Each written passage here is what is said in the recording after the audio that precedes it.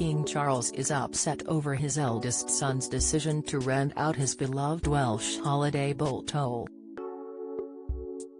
The monarch snapped up the £1.2 million cottage through the Duchy of Cornwall in 2007 and has spent years lovingly restoring it. The Llywelyn holiday home, on the outskirts of the Brecon Beacons National Park, was taken over by William when he became the Prince of Wales after the late Queen's death last year. Now it's said William wants to turn the secluded cottage into a holiday home, leaving Charles miffed and disappointed. The king will have to pay rent if he ever stays there again. King Charles is quite miffed to have to leave £1.2 million Welsh home Llywelyn will be marketed to holidaymakers after September, and Charles is currently having his belongings at the house placed in storage. The king spent at least a week every year at Llywelyn after leasing it back from the duchy.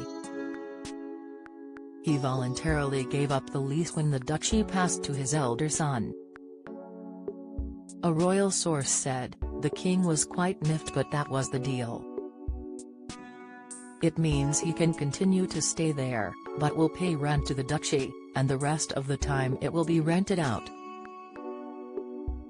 The king and queen invested a lot of time and energy into the renovation of Llywelyn. It was restored with the help of architect Craig Hamilton, and the interiors are by the Queen's sister, Annabel Elliot, in a rustic style. Don't miss.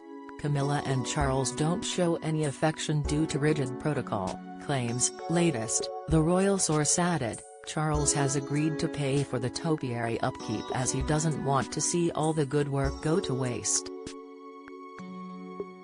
The idyllic cottage includes a barn attached to the main three-bedroom house, which was renovated using traditional techniques, and 192 acres of rolling countryside.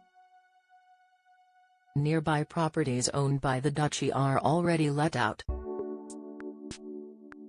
3-bed North Range costs £2,400 a week.